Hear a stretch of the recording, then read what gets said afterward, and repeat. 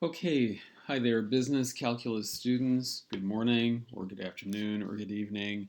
I'm using new screen capture software, so hopefully this video will be okay, I hope. Um, okay, so I just opened up your third homework assignment. Um, I believe that's chapter 11 in your textbook. I'm pretty sure it's chapter 11. Okay, so I'm looking at this problem 24. I just randomly picked a problem. I like the number 24, so I figured, okay, let's do problem 24. Okay, it says here, use a graphing calculator to approximate the critical numbers of f of x to two decimal places. Find the intervals on which f of x is increasing, the intervals on which f of x is decreasing, and the local extrema. So this problem can actually take some work. Um, okay, so when they talk about finding the critical numbers, they're actually talking about places in the function where the first derivative is equal to 0, all right? So for that, one of the things we can try is this, okay? Let's see, our function is f of x is equal to, and let me move this over a little bit. So that's going to be x to the fourth power minus 5 times x to the third power plus 8 times x. Okay, so f of x is equal to x to the fourth power minus 5x to the third power plus 8x. Shift enter. And we can take a look at what this looks like. We can plot the function f of x. What range should we use? Well, it looks like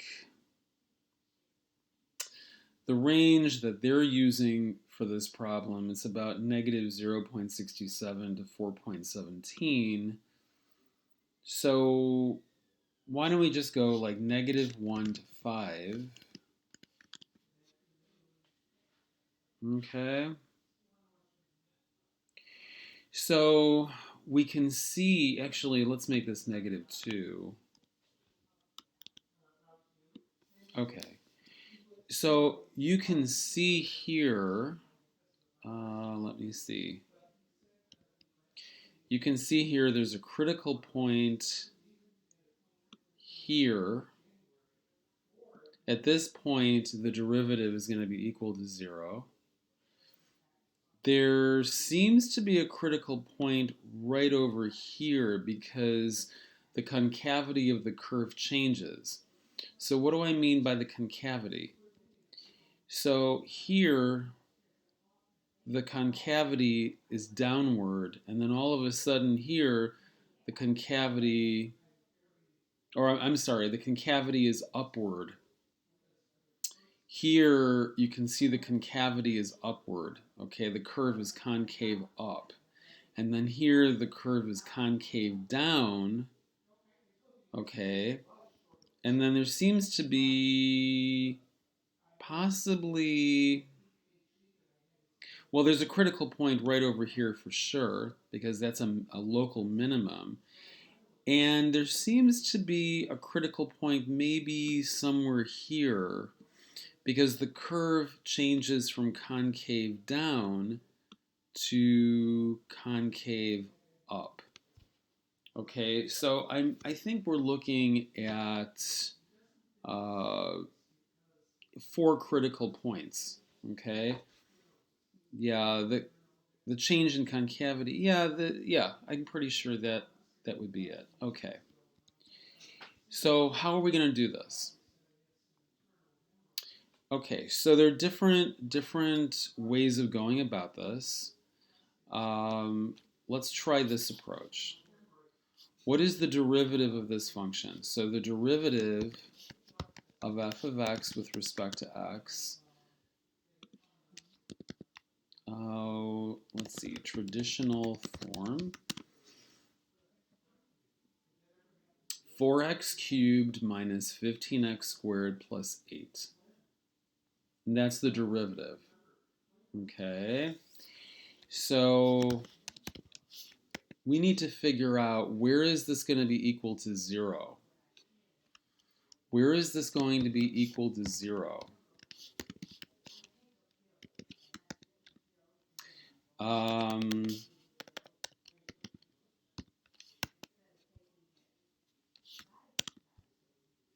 Okay, so here Mathematica is giving us a hard time because we're dealing with a cubic equation.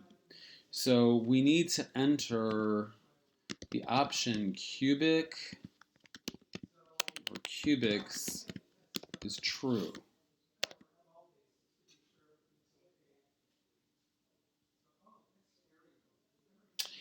And we need to enter another option. I'm only interested in real numbers, not complex numbers. Oh, sorry. This would be reals. Sorry.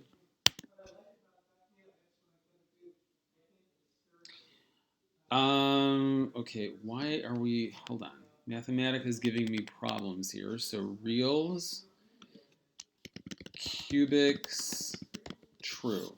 Shift enter. Okay, that's really strange. Mathematica is giving me a hard time. Well, maybe not. Maybe not. Hold on one second. That's a little weird. So what I'm going to do is I'm going to look at my solve, the specifications for the solve command. Local.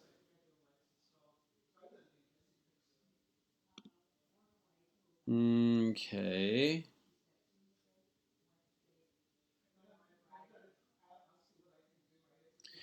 Cubics. The following options can be given. Whether to use explicit radicals to solve all cubics.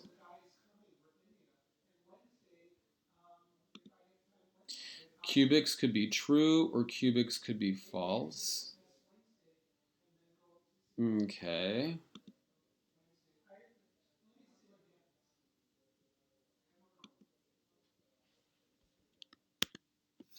Well, that's interesting. So,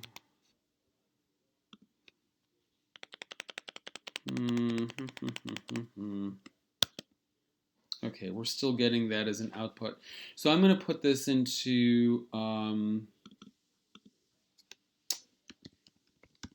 going to store this in a variable.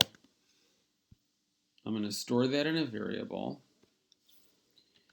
So answers 1.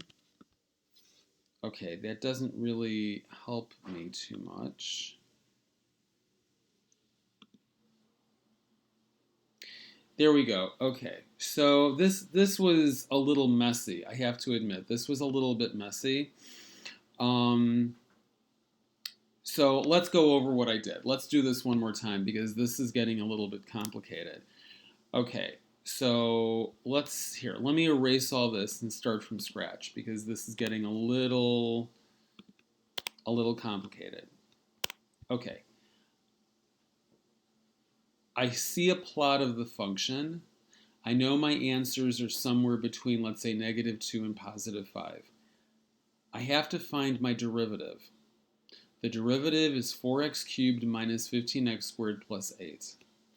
The next step is I have to take that derivative and I can enter it like this, or I could enter it like this.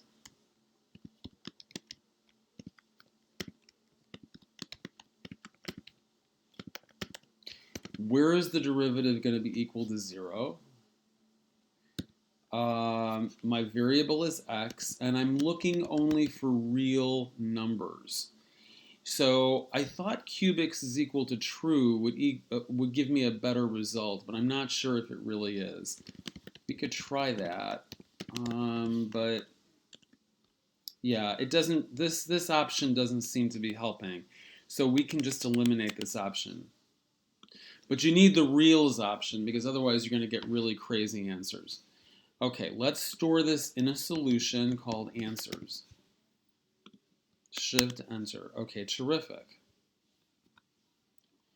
So the next thing I'm going to do is this. These are rules. These are rules right here. The arrow symbol is a rule. So answers 1, I have 3 answers. This is answers 1. This is answers 2. This is answers 3. Okay. So I need to store these in values. X1 is equal to X as it's defined in answers 1. I don't like that. Make it a number, a regular number.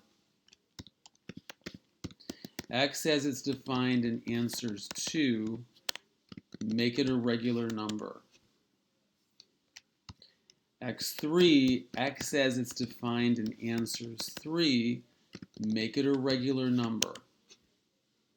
Okay, the N command simplifies a lot of numerical data, like for example, pi, right? If I just type pi, I get the symbol pi. If I want to change it into a number, just use the N command. Or you could do it like this. You could also do it like this, okay? Your choice. So it looks like I have 3 different answers, x1, x2, x3. And we're interested in rounding to 3 decimal places. So x1, x2, x3. Okay, so negative 0.67, 0.83, and 3.60. It looks like option C, that should be the right choice.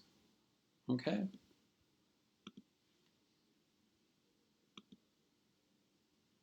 Select the correct choice below, and if necessary, fill in the answer box to complete your choice. So, okay, here we have to do this. We're going to have to figure out where is the function increasing, where is the function decreasing and stuff like that. So I have a suggestion for this one. So we have the 3 values over here. Yeah, that took a little bit of work to figure out, but hopefully you weren't too confused. We'll do another problem because this is kind of confusing. So what I'm going to recommend is this. For this one, we really need to use some good graphics, some good Mathematica graphics. I think that would help tremendously. So I'm going to go up here, and just copy and paste, copy and paste. Okay. So for this one, guys, here, let me make this picture look really interesting. Plot style, absolute thickness, how about 5 red? Okay, that's a really cool picture, right? Okay, so next, we're going to combine this with these lines over here. Now, this is going to get a little weird, but don't get too freaked out. So I'm going to create 3 vertical lines. And let's see, x1 is over here, okay? x1 is like negative 0.67. So x1 and the y value, it looks like my graph goes down to negative 40. It goes up to positive 40. And whenever I combine 2 pictures, or 2 or more pictures, I have to use the show command. Graphics, line, x2 negative 40, x2 positive 40, and then graphics, line, x3 negative 40, x3 positive 40, excuse me, and then I'm going to put this whole thing inside a show command. And you're going to see why I'm doing this in just a minute. Okay, so why am I going negative 40 to 40? Because it looks like my graph goes from negative, y is negative 40 at the bottom to y is positive 40 at the top, right? It makes sense. Okay, so here, this is where the graph is really, really helpful. This is where the graph is really helpful because now I can see,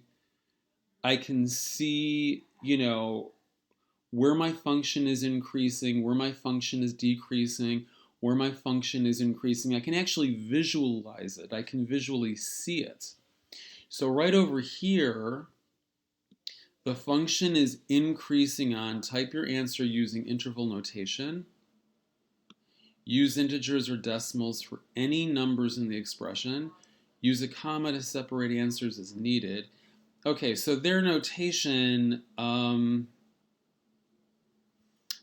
okay, so my function is increasing on this interval from x1 to x2, and then it's increasing from x3 up to infinity. So here, okay, so from negative 0.67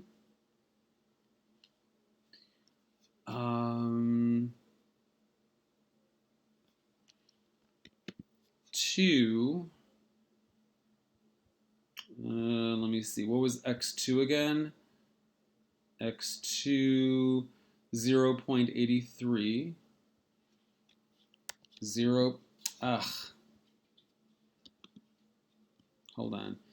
0.83 union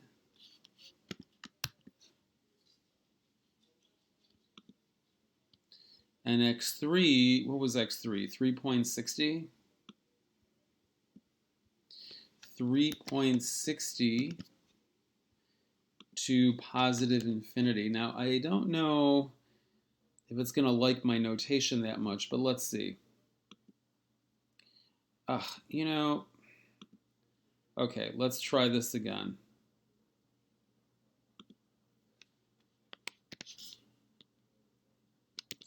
Let me try different, okay, there we go.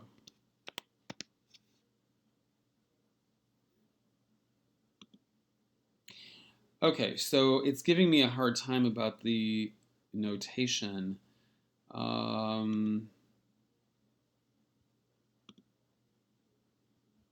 Oh, it may not like, hold on a second. Hold on. It may not like that I'm using this symbol.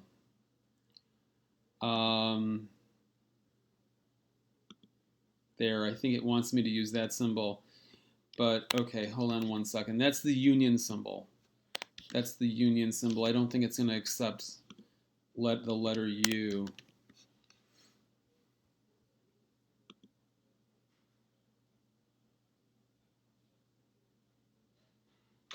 Oh, I see. Okay, it didn't like how I wrote my answer. Oh, is that crazy?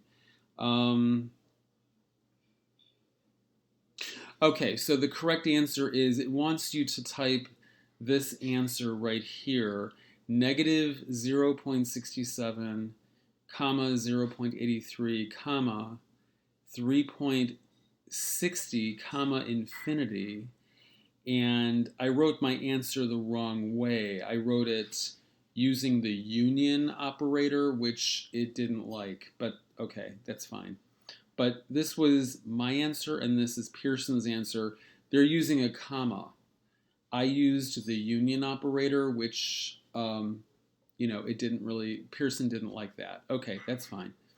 The numbers are correct, though. That's the important thing. Okay. The function is decreasing on, here, let me close that.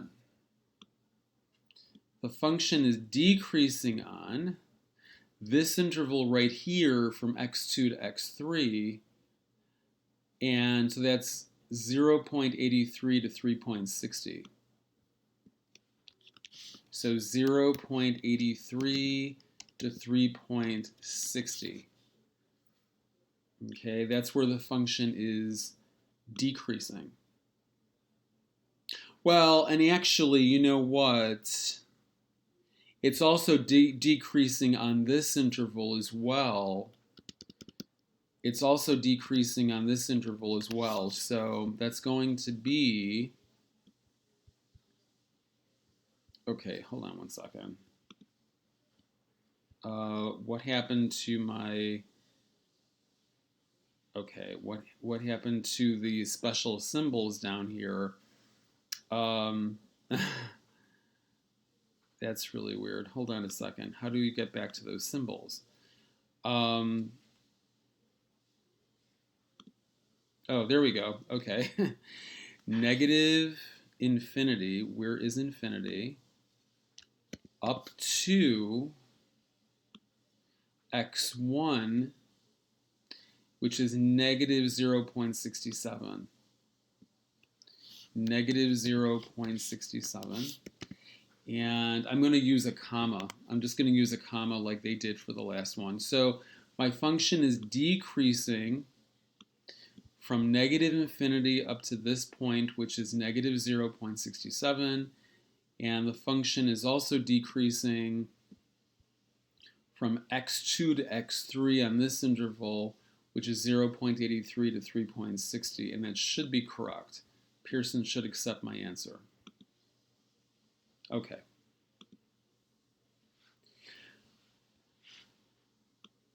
And then here, which statement regarding the local extrema of the function is true? Choose the correct answer below. The function has a local minimum at 0.83. That's actually not correct. It's a local maximum. The function has a local minima at x is equal to negative 0.67. Negative 0.67 is right over here. That's right here. That's a local minimum. And x is 3.60. X is 3.60 is right over here. Okay. And it has a local maximum at x is equal to 0.83. And that is true. So it's going to be option B. Okay? So that's a little tricky. You know, these problems can get a little tricky, but the whole idea is you're trying to figure out where is the first derivative equal to 0? Where is the first derivative equal to 0? And then if you look at the graph, you can figure out, are you dealing with a local minimum? Are you dealing with a local maximum? Are you dealing with an inflection point? Okay, and Mathematica is very good at graphs. It's very, very good at graphing, which can help you visualize the problem a little better. Okay, let's try another one of these. Use a graphing calculator, or Mathematica, to approximate the critical numbers of f of x to 2 decimal places. Find the intervals on which f of x is increasing, the intervals on which f of x is decreasing, and the local extrema. Okay, let's go back to the Mathematica notebook. Okay, let's clear F. And let's see what we have over here. F of x is equal to e to the power x minus 2 times x squared. Shift, enter. Approximate the critical numbers of f of x. Okay, so here, for the previous problem, notice that I used the solve command. For this problem, I don't recommend using solve because you're not dealing with a polynomial equation. Like, we know this is a polynomial. from algebra, we know this is a polynomial. This is a polynomial equation, right? This is not a polynomial because you're dealing with, well, it's an exponential expression because you have e raised to the power of x. So it is not a polynomial. So if you try to use solve, you may not get very good answers. Okay. So first of all, we need to figure out the derivative here. And the derivative is easy.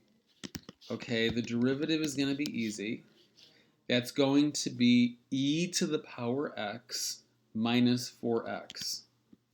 E to the power x minus 4x. So the derivative is easy to figure out. Actually, the derivative here was easy for the last problem. The derivative was easy to figure out too because the derivatives of polynomials are pretty easy to figure out. You just follow a couple of easy rules and that's it. Okay, so here, what I recommend doing is plotting, well, let me see here. Hold on one second. We could plot f of x. That's not a problem. We could plot f of x. Plot f of x. And let's see. So their minimum x value looks like it's 0.36, and the maximum x value, according to Pearson, is around 3.73. So why don't we go from x, we'll graph this from x is equal to 0 to x is 4, and let's see what the picture looks like. So it looks to me, actually, let's go from -1 to 4. Okay, so here, it looks like there's a local maximum right over here, and there's a local minimum right over here. So here on this interval, the function is decreasing. Here the function is increasing, and here the function is increasing. So here the function is increasing, here the function is decreasing, and here on this interval the function is increasing. Okay, and you can see that. Okay, so the next step is we should try to find these numbers. We should try to find these numbers. So to do that, instead of using solve, I could use solve, but I may not get very good answers, okay? So what I'm going to do is use FindRoot. And I'm not going to use FindRoot on f of x. I'm going to use it on the derivative. Derivative of f of x with respect to x. I don't think I need to set it equal to 0. I don't think that's necessary. For solve, it's necessary. For FindRoot, I don't believe it's necessary. My variable is x. And I need to give it an initial guess. I have to give it a guess. So it looks like here, this point is pretty close to 0. So that'll be my initial guess. Okay. FindRoot derivative f of x with respect to x. My variable is x. And let's give it another guess. This point looks like it's pretty close to, I don't know, 2.5. 2.5. So I have two roots. I have two roots.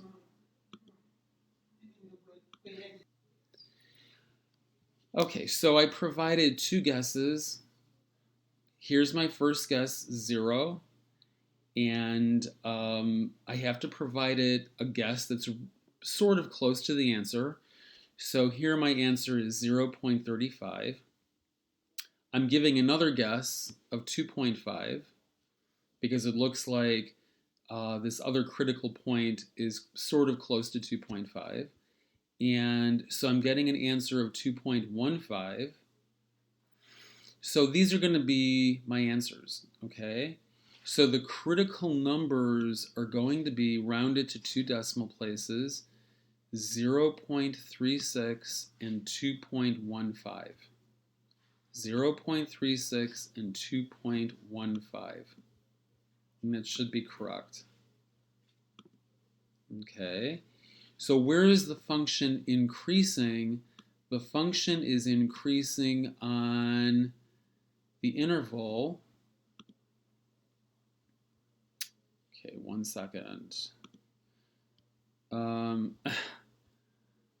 Okay, so here Pearson isn't giving me a lot of room. So from negative infinity up to, from negative infinity up to 0.36, 0.36, and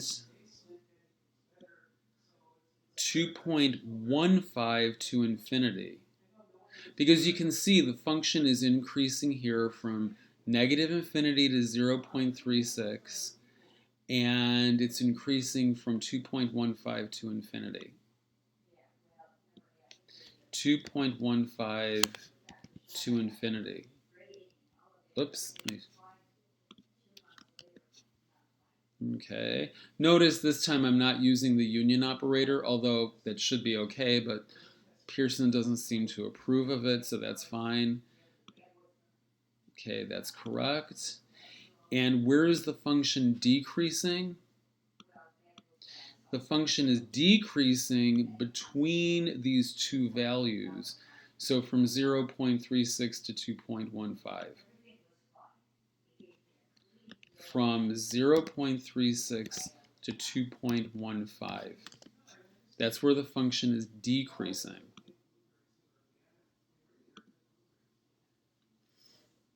Okay, which statement regarding the local extrema of the function is true? Choose the correct answer below. Well, let's just look at our picture. So if you look at the picture, right over here, this is x is equal to 0.36, and that's the local maximum, and the local minimum is going to be x is equal to 2.15. Okay, so we can see that this is a local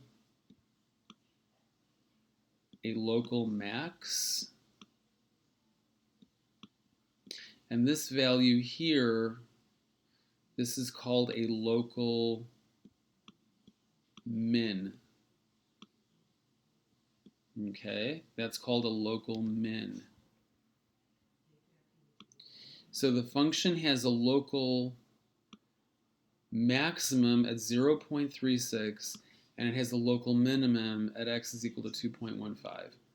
And let's see if Pearson agrees with me. Yeah, okay.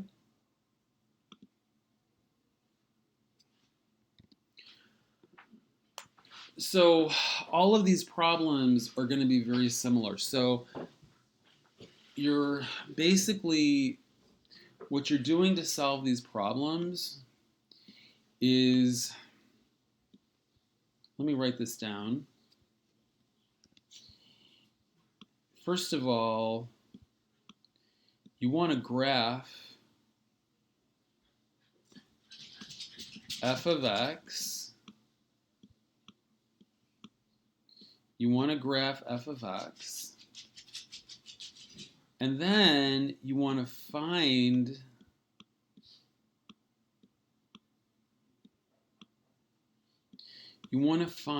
the roots. 1 second. You want to find the roots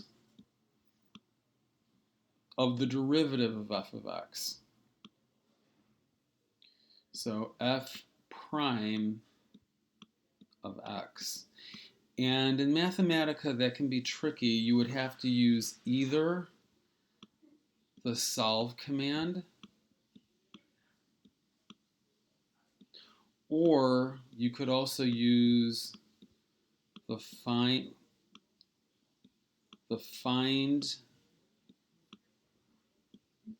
root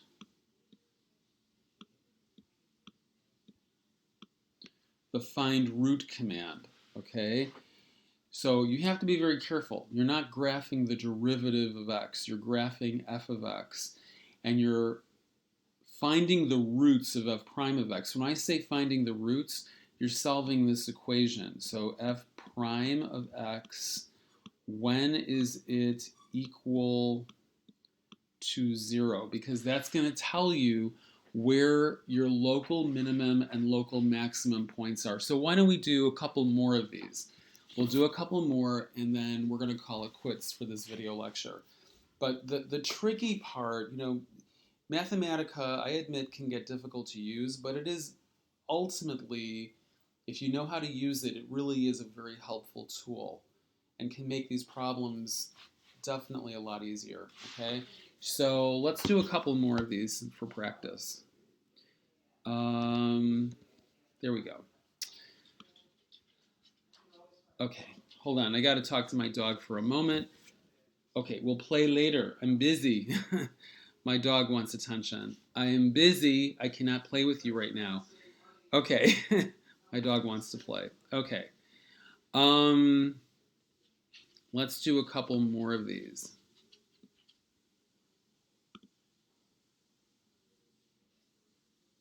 Okay, no, this is not Mathematica, it's Pearson. Pearson is giving me a hard time here. Okay, let's see. Okay, actually, for this one, I don't think we would use, for this one, we're not going to use Mathematica. For this one, hold on one second. Let me pause the video here. My dog's giving me issues. Pause.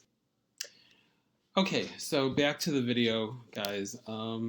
So it says here, some function f of x is continuous on the interval x goes from negative infinity to positive infinity.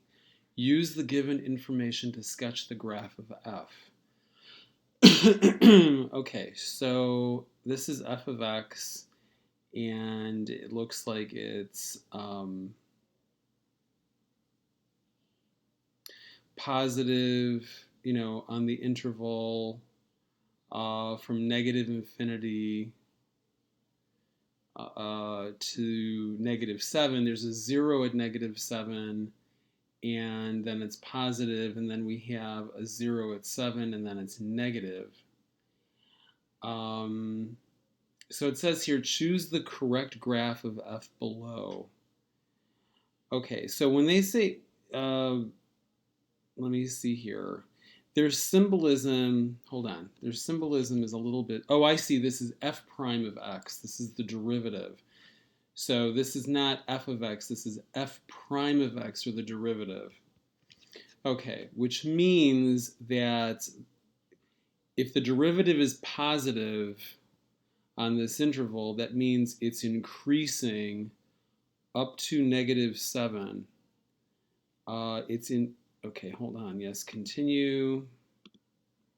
So it's increasing up to -7. The derivative is increasing. The derivative is positive, which means that the function is increasing. This doesn't mean the function is positive, but the derivative is positive, so the function is increasing up to -7. Then it's going to be 0. Then it's increasing again up to 7, and then it's decreasing. So it's a choice between B and C. It's definitely not A, it's definitely not D. Let me take a careful look. Let me take a careful look at these functions. So it's either B or C, because If the derivative is positive, the function's increasing up to -7. That doesn't really, okay, that doesn't help a whole lot. Hold on one second. Okay.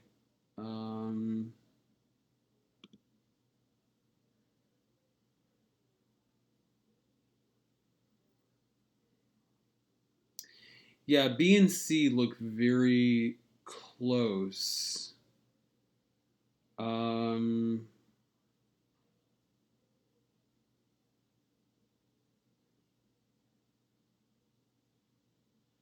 Let me choose B. If it's not B, it's going to be C. So then it's going to be choice C. Yeah, B and C look very, very similar. So, but the whole idea is that you want the graph, if the derivative, if f prime of x is positive, that doesn't mean the function is positive. That just means that the function is growing, it's increasing on this interval. And then it hits a peak at -7. It continues to grow. It hits another peak at +7, and then it decreases. Okay, let's try another one. See, this one isn't...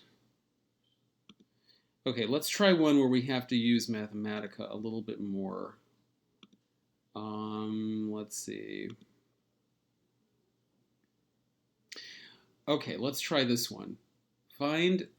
Oh, what just happened? Okay. Find the intervals on which f of x is increasing and the intervals on which f of x is decreasing. Then sketch the graph. Add horizontal tangent lines. So it says here that f of x is equal to x to the 4th power minus 8x squared. So let's go back to Mathematica. And let's do a picture. Let's do a picture of this function.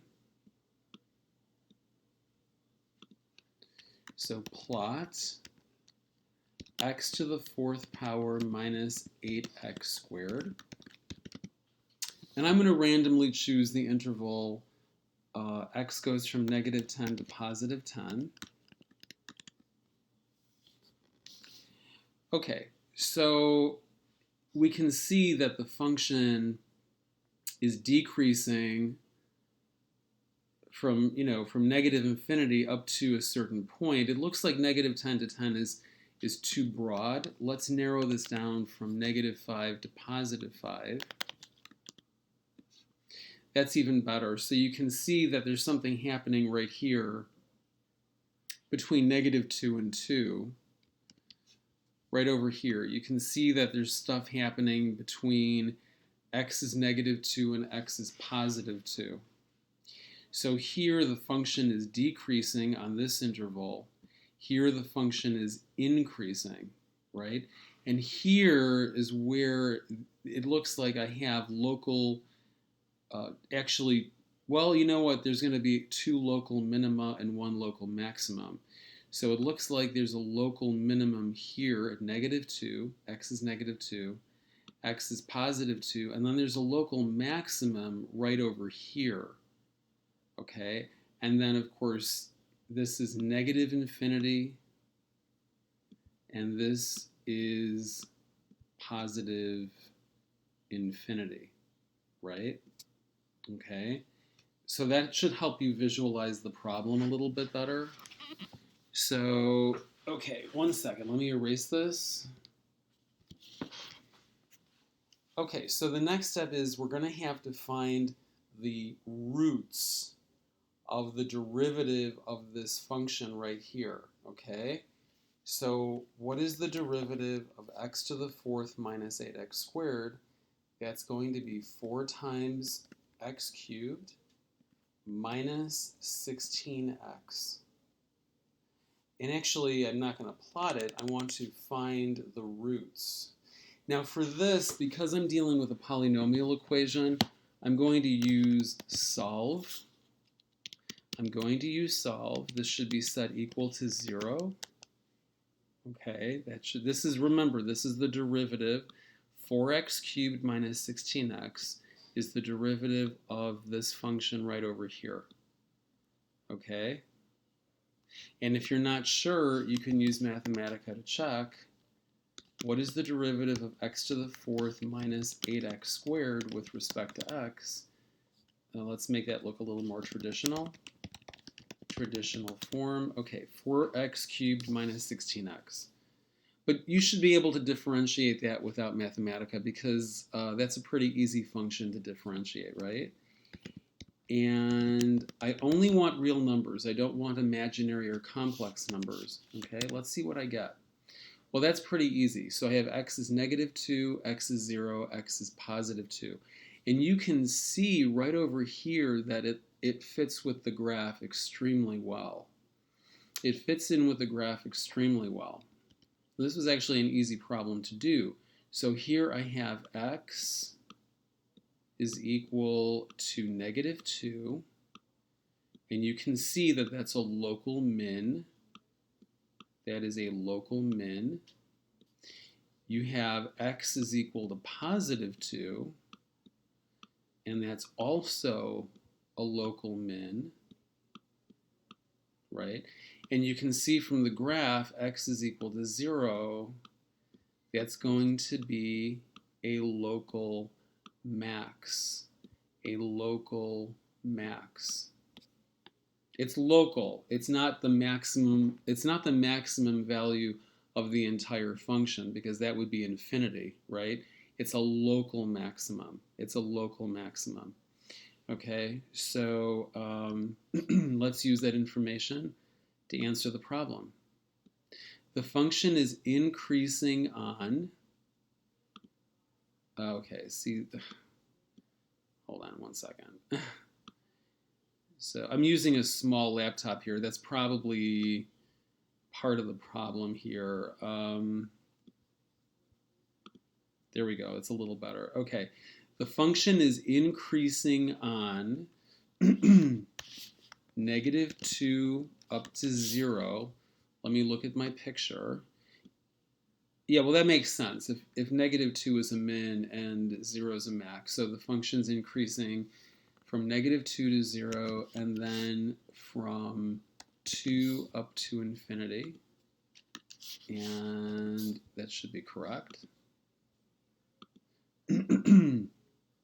The function is decreasing on the interval negative infinity to negative 2.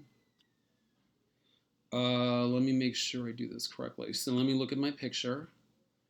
The function is decreasing from negative infinity to negative 2, from 0 to 2, and then, yeah, that's going to be it. And then from negative infinity to negative 2, and then from 0 to 2. Okay, and that should be correct. Let's see. So Pearson agrees with me. And then it's looking for the picture. So that's easy to do, basically, because Mathematica did the picture for us. Now their picture is their graphs are a little their pictures are not as good as Mathematica's pictures, but you can see this is certainly not the graph. So choice B is out, choice C is definitely out. Choice D is out, so it has to be, you know, by the process of elimination, it's choice A. Now, their graph looks a little bit different because their viewing window is different, but you can see that this graph has the same properties as the graph I just did in Mathematica. So by the process of elimination, we know that the answer has to be choice A. And let's see if Pearson agrees with me. So check answer, and Pearson agrees with me. So that is the correct answer, okay? So let's do one more problem, and we're going to call it quits for today. So, oops.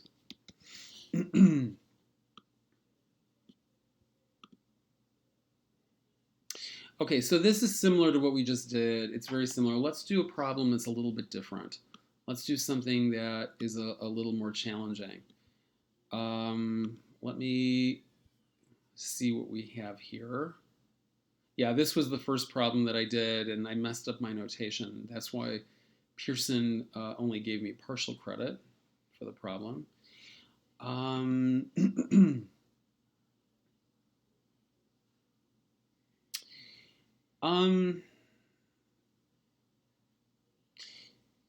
So here, well, actually, this is not problem 48 isn't bad. I hope you guys know what an inflection point is. Let's see if we can find something that's a little bit better, a better example than this problem.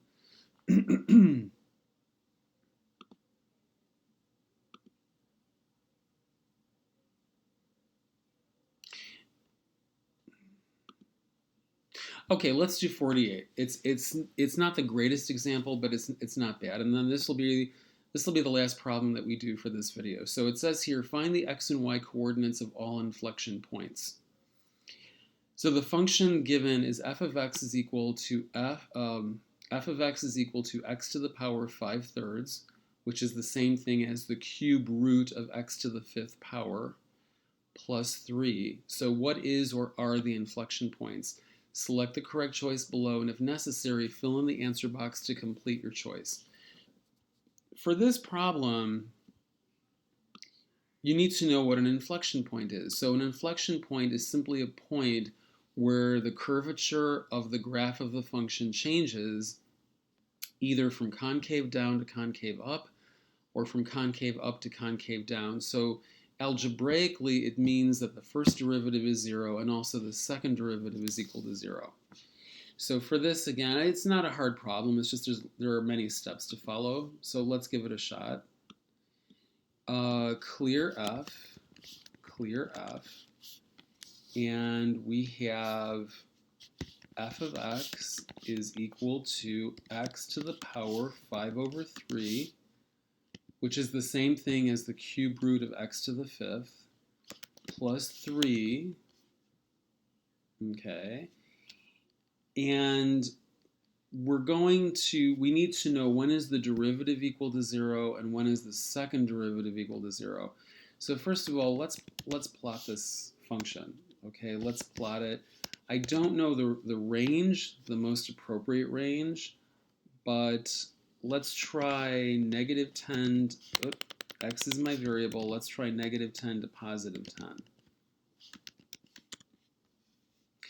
Okay, so it doesn't even make sense to plot this on the negative x-axis because if we're dealing with cube roots, the cube root, well, here you're going to end up with negative, imaginary and complex values.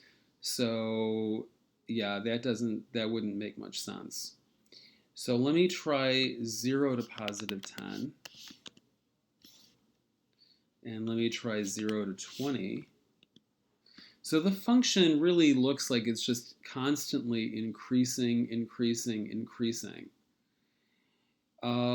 which makes sense because if you x to the power 5, the cube root of x to the power 5 will keep getting bigger and bigger as x gets bigger. So here I believe the answer would be there are no inflection points. There are no inflection points. And from the graph, you can see there are no inflection points because this graph is just constantly going up, up, up. It never goes down. So I wouldn't expect any inflection points. Oops, okay.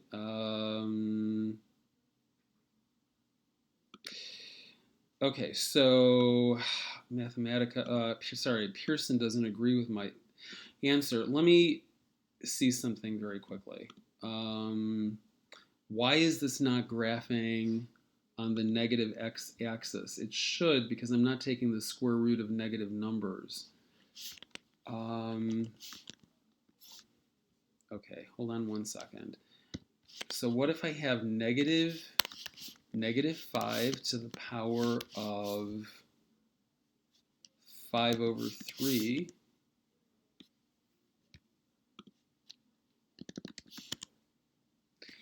okay, this is creating a complex number. This is creating a complex number. So I have negative 5 to the power of 5/3. Just want to see something very quickly. Oh, sorry, that's not what I...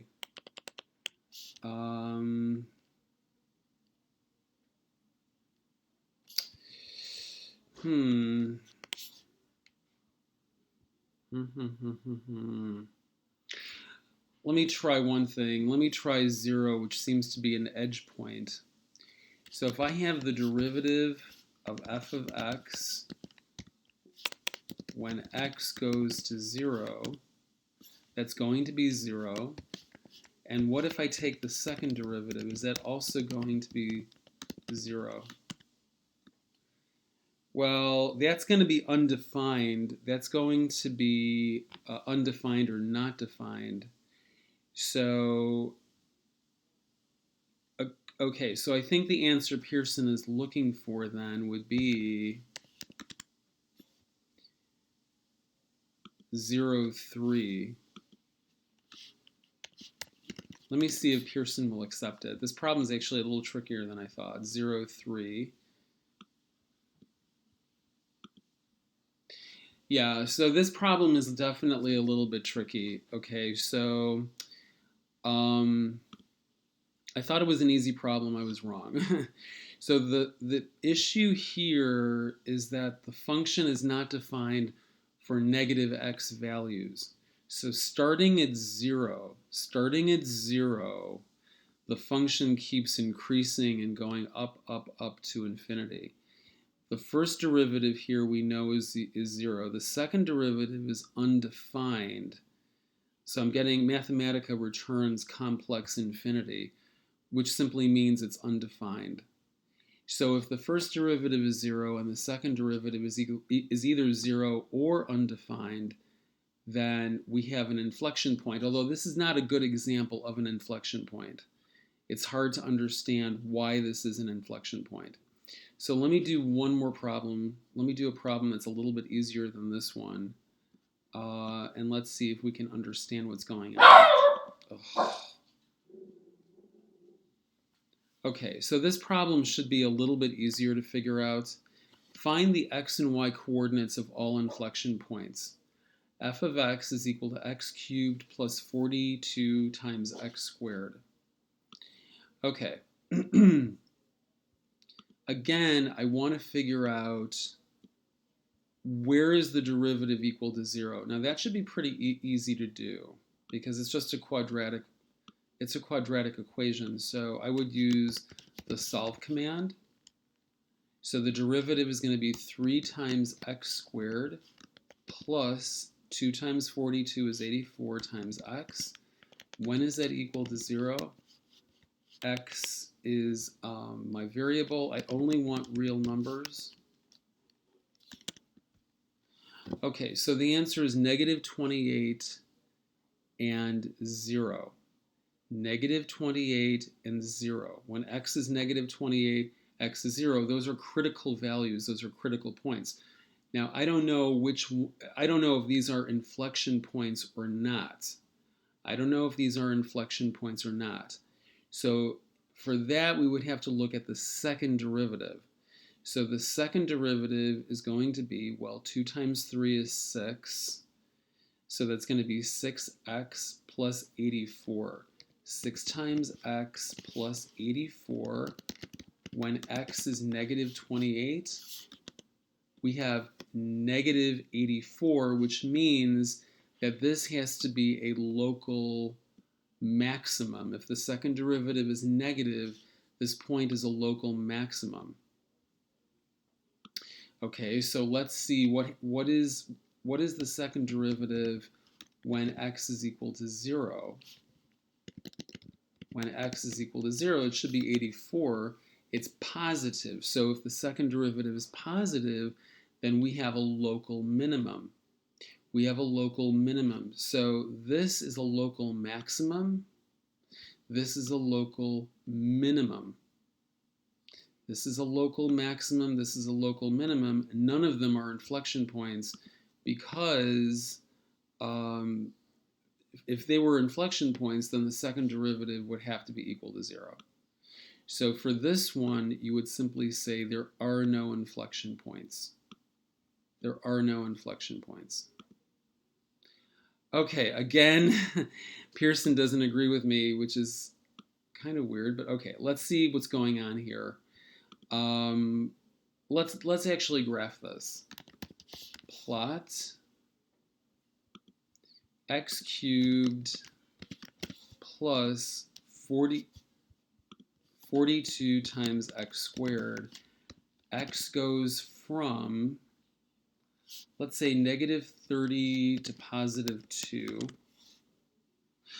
Oh, that is really, really interesting. So they are inflection points. It's really interesting. Let me expand the interval. That's really kind of strange, but okay. They are inflection points because the curvature of the graph changes. Actually, wait a second. You know what? Okay, look. This is going to be right over here. This is x is equal to negative 28. And you can see this is a local max. This is a local max. This is x is equal to 0. You can see this is a local min. Ugh, that didn't work very well. This is a local min right over here. This part of the curve is concave down, and this part of the curve is concave up. So there is an inflection point right over here. Okay, there is an inflection point right over there, somewhere in the middle, as you can see. The first derivative of the inflection point should be equal to 0. Let me just see something very quickly. That is very, very interesting. So the first derivative is equal to 0. Hold on. Okay, so what I'm going to do, I took negative 28 minus 0, or actually negative 28 plus 0 divided by 2, which is negative 14. It looks to me like that might be the correct inflection point, although that's kind of strange because the way that I learned it, the derivative at the inflection point should be 0, or although actually, oh, you know what? Okay, let me test a theory here. Hold on, I may have made a little mistake. So the second derivative is equal to 6x plus 84. Solve. 6x plus 84 is equal to 0. What is x? X is negative 14. X is negative 14. So it's not the first derivative that's equal to 0. It's the second derivative that's equal to 0 at the inflection point. So that means the answer should be x is negative 14, which means if f of x is equal to x cubed plus 42 times x squared, the point that they're looking for is negative 14 f of negative 14. So this is actually the point that they're looking for. Negative 14, 5,488.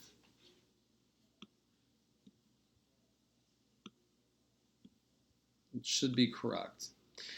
Okay, so for this problem, I initially made a little bit of a mistake. So when you're looking for inflection points, guys, it's not the first derivative that you set equal to 0. It's the second derivative that you set equal to 0. It's the second derivative that you set equal to 0. So for this problem, okay, let's do this step by step. I have f of x. F of x is equal to x cubed plus 42 times x, which means the derivative f prime of x is equal to 3x squared. Oh, sorry, this should be x squared. 3x squared plus 2 times 42 is 84 times x, which means that the second derivative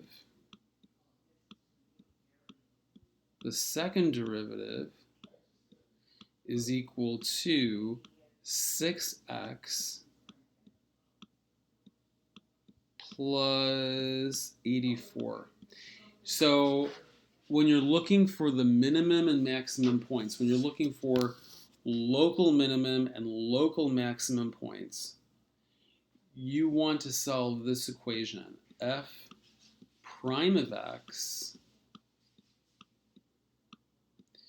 is equal to 0. However, when you're looking for inflection points, you are trying to solve this equation, f double prime of x is equal to 0.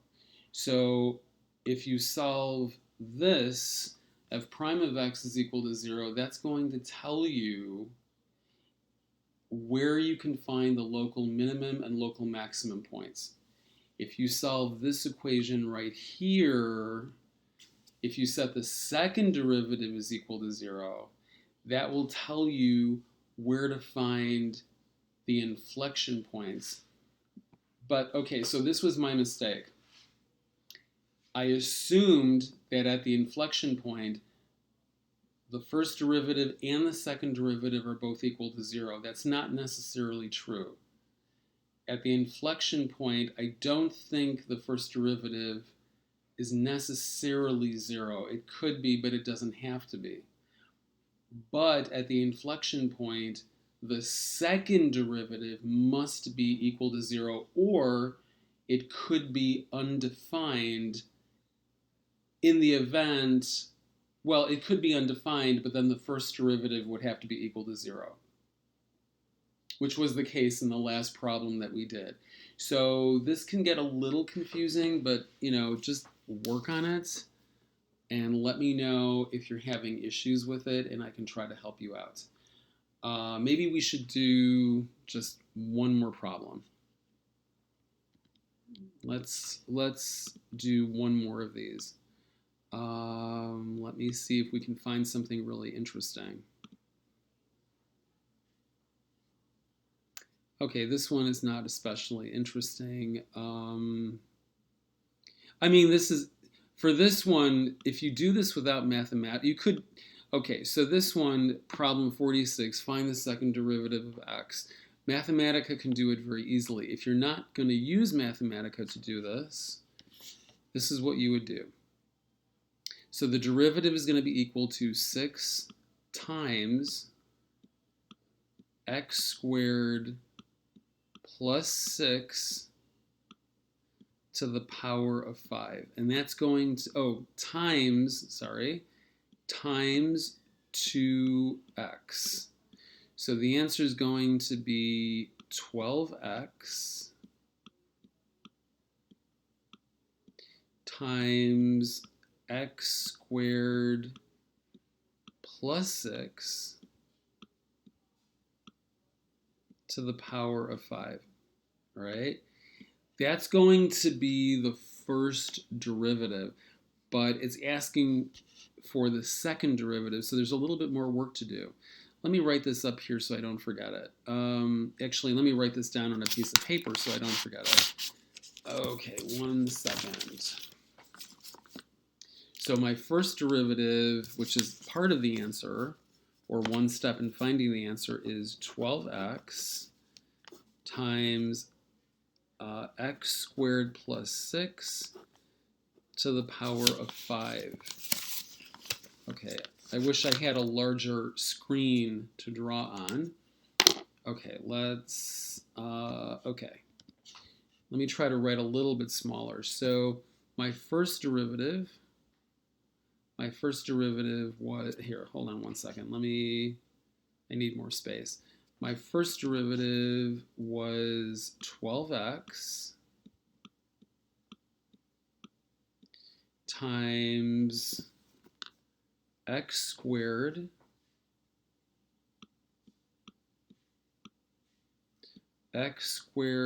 plus 6 to the power of 5. So then we have to figure out the second derivative. So for right now, let's forget about the 12. We need to find the derivative of this expression, and for that we use the product rule. Okay? So for that, we're going to take, let me see if I can write it down over here. The derivative of x with respect to x times x squared plus 6 to the power of 5 plus the derivative with respect to x of x squared plus 6 to the power of 5 times x. Okay, so let me change colors over here. I could use Mathematica for this, but let's try one of these problems, without depending too much on Mathematica. So the derivative here is simply going to be 1, the derivative of x with respect to x. Here, so we're going to end up with x squared plus 6 to the power of 5 plus x times, then we have to differentiate this part. So that's going to be 5 times x squared plus 6 to the power 4 multiplied by the derivative inside, which is simply 2x. Finally, we're going to have, and don't forget, we have the 12 over here. Okay, we're going to have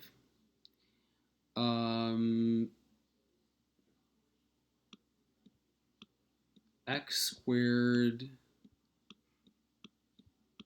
plus 6 to the power of 5 plus, this will simplify to 10x squared, 5x times 2x is 10x squared, multiplied by, okay, I'm going to start running out of space here,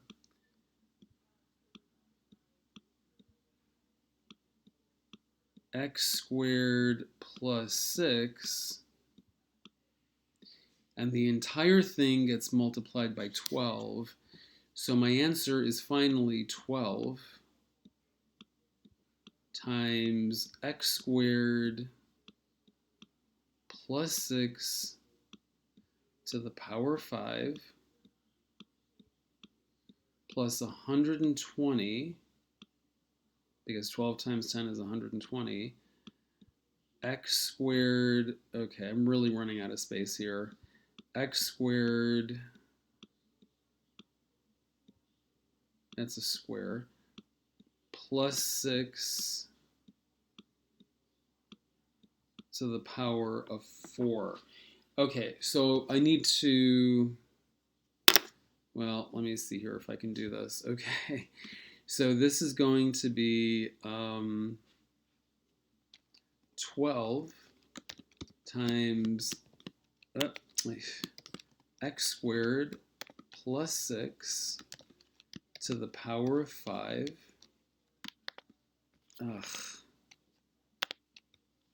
to the power of 5 plus 120 times x squared times x squared plus 6 to the power of 4. And that should be correct. Okay, 1 second here. It's pretty messy what I wrote. That should be correct. Okay, so that is correct. Okay, and yes, you could use Mathematica to get the same answer. It is possible to find derivatives without Mathematica. In Mathematica, it's really convenient because Mathematica finds these derivatives for you very quickly. Okay, so for example, in Mathematica, I could simply do this. What is the derivative of x squared plus 6 to the power of 6? Full simplify, traditional form. Oh, that's the first derivative. I want the second derivative. There we go. Okay, so Mathematica kind of this is actually the same answer, but Mathematica did some simplifying. Mathematica did some algebraic simplification here, and that's perfectly okay. But these two answers are actually algebraically equivalent. It really is the same thing. Okay? All right, guys, I think that's more than enough for one video lecture. Sorry about making a couple mistakes here, but hopefully you followed my discussion and you were able to follow the examples reasonably well. Okay? Take care. Have a great day. Bye-bye. And good luck with your homework.